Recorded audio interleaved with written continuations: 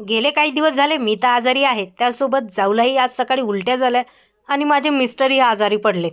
असं का होत आहे समजत नाही. 2 दिवस बाहेरगावी बंदोबस्त करून काल रात्री त्या घरी आल्या आणि आज सकाळपासूनच त्यांना एकदम उलट्या सुरू झाल्या आणि आता त्या उठल्या. त्यामुळे सासूबाईला सांगत आहे की मला खूप त्रास होत होता सकाळी. त्या पण आत्ताच उठल्या. माझे मिस्टरसुद्धा अजून झोपलेले आहेत, कारण की रात्रभर सर्दीने परेशान झाले आणि आता त्यांना तापसुद्धा आलेला आहे. म्हणून ते अंगावर घेऊन आराम करतात. मी पण त्यांना म्हटलं की तुम्ही आरामच करा. चहा पिल्यानंतर त्यांनी इथे टॉयलेट बाथरूम क्लीन करायला सुरुवात केली की कारण आज त्यांची बारी होती. जीव गेला तरी चालेल, पण स्वच्छता अभियान हे बंद पडता कामा नये. सही पकडे हैं. गेले काही दिवस झाले मी नुसतं हॉस्पिटलमध्ये चक्रा मारत आहे आणि आता तर हद्दच झाली. आज मिस्टरही सुद्धा आजारी पडले. फेसवॉश केलं, स्किन केअर करत होती, तेवढ्यात मिस्टर म्हणाले की माझ्यासाठी ना थोडंसं मीठ आणि साखरेचं पाणी बनव, कारण मला विकनेस आल्यासारखं वाटत आहे. ते बनवण्यासाठी मी किचनमध्ये आली होती आणि तिथे माझ्या सासूबाई सुद्धा होत्या. मग आम्ही दोघीजणी गोष्टी करत मी इथे त्यांच्यासाठी साखर पाणी पण बनवून घेतलं. आम्ही सासू ना नेहमी किचनमध्ये काही ना काही गप्पा करतच असतो. काय झालं काय माहिती, एक जण आजारी पडलं की दुसरंही आजारी पडत आहे, तिसरंही आजारी पडत आहे. ते साखर पाणी पिईपर्यंत आम्ही तिथे दोघांनी गप्पा केल्या. परत किचनमध्ये इथे वरणाला तडका दिला. बिट्टूने काहीतरी खाल्लं. बिट्टूला ना खूप चांगली एक सवय आहे, काही पण खाल्लं तर कचरा लगेच डस्टबिनमध्ये आणून टाकेल. बाहेर जास्वंदाची फुलं आलेत आमच्या अंगणामध्ये. बिट्टू तोडून घेऊन आली आणि अशी गुडघ्यावर बसून मला दिला. मम्मी म्हणते हे घे तुझ्यासाठी. आता हेच मी तिच्या पप्पाला दिले माझ्याकडून.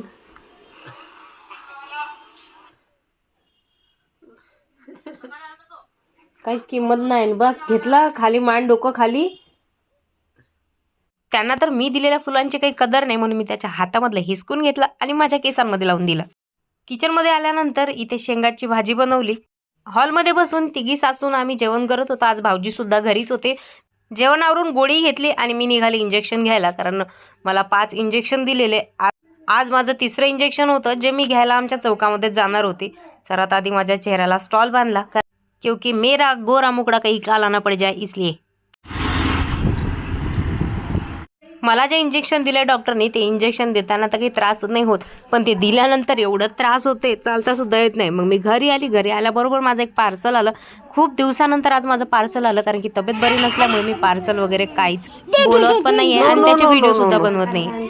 तेवढ्यात बिट्टूचा सुद्धा ट्युशनचा टायमिंग झालेला, पण मुलगी अजिबात तयार नाही ट्युशनला जायला. पप्पा तिच्या बाजूलाच होते. पप्पा पण तिला सांगत होते की बेटा उठ, जा लवकर तयार हो. खूप लाड झाले. त्यानंतर पोनी घालून तयार झाले ट्युशनला जायला. रक्त निघत आहे माझ्या नाकामधून.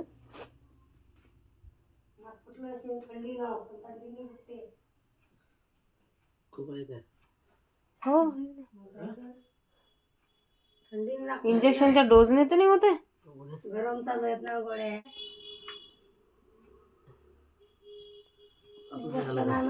हो, बिट्टूची तयारी झाल्यानंतर तिला घेऊन गेली होती मी ट्युशनला आणि तिकडनं येताना एकदम माझं नाक आहे ना थोडंसं चुटचुट करत. मी तिथून आली आणि माझं नाक चुटचुट करायला लागलं. आणि मी म्हटलं, मला असं वाटलंच की रक्त आल्यासारखं.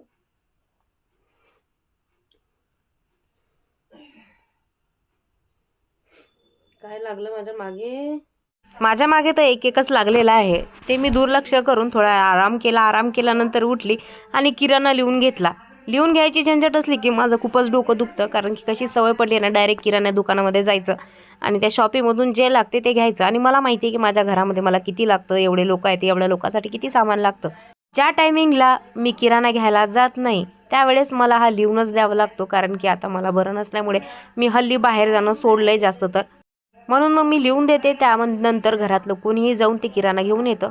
बिट्टूने जाण्याआधी ट्युशनला मला सांगितलं होतं की मम्मी मला हळदीवालं दूध त्यामध्ये मखाने टाकून ते प्यायचं आहे, म्हणून मी तिच्यासाठी बनवून घेत आहे, कारण आता तिचा यायचा टायमिंग झाला आहे. 5:30 वाजले. ती येईपर्यंत मस्त दूध उकळून पण होईल आणि मखाने पण त्यामध्ये शिजतील आणि ते येईपर्यंत ते थंडसुद्धा होऊन जाईल, म्हणजे तिला प्यायला सोपं जाईल. हे दूध बिट्टू खूप आवडीने मागते. इथे सासूबाई माझ्या गोष्टी सुरू होत्या. सासूबाई म्हणाले की आता असं करणं, चहा पण ठेवून घे, दूध ठेवलंस तर. हे हळदीवालं दूध आणि त्यामध्ये मखाने बिट्टूला खूप आवडते. बिट्टूला काय, आर्यनला सुद्धा खूप आवडते आणि मलाही. सासूबाईने चहाचं म्हटलं, मग काय इथे चहा पण ठेवून दिला. इथे दूध पण थंड झालं. सकाळपासून मिस्टरांनी अजिबात जेवण केलं नव्हतं, म्हणून थोडासा भात आज आहे छोल्याची चटणी आणि इथे झाली दोडक्याची भाजी. पण दोडक्याची भाजी बनवली मिस्टरांसाठी, कारण ते ही भाजी खाणार नाही. दादाने ढकललं. कुठे आहे तो? मुद्दाम बरं. कुठे आहे तो आरू? हिला का ढकलला? ढकलले मी येत होता तिला म्हटलं इकडे चल हा असं केलं आणि ती पडली मुद्दाम. आणि मग ती तुला तू मार खाल्ला पाहिजे म्हणून माझ्याकडे तुझी चुगली. काय खातास? नको बिटूला नको दाखव. हा हसते तिकडे. हा अरे बिटू काही नाही केलं ना. कशी करते का तू? परत ढकलला. हे आर्यन ढकलू नको समजलं का? सांगितलं आता मी त्याला. जोरात ओरडली मी त्याला. एक मिनिट माझी भाजी जोरात आहे. आता मी रागवली ना त्याला. हा मुद्दाम म्हणजे मी त्याला रागवली पाहिजे. अशी बिट्टू आहे आमची. पण खूप जीव आहे बरं भावामध्ये तिचा. थोडेफार खेळते तर घेतलेच पाहिजे. भावाचे नाही तर कोणाचे घेणार. असाच हेवय राहते. नंतर लग्न झाल्यानंतर कसा भाऊ निघतो कसा नाही सांगायची गरज नाही. लग्न झाल्यानंतर प्रत्येक भाऊ बदलतोच.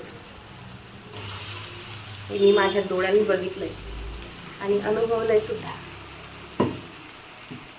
त्यामुळे जोपर्यंत लहान आहे बिंदास खेळा, खूप खेळा.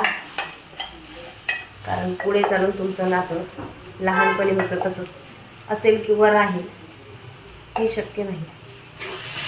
झोपली ती राहू दे. तिला बरं वाटत नाही, झोपू दे आता. तू पण अभ्यास कर.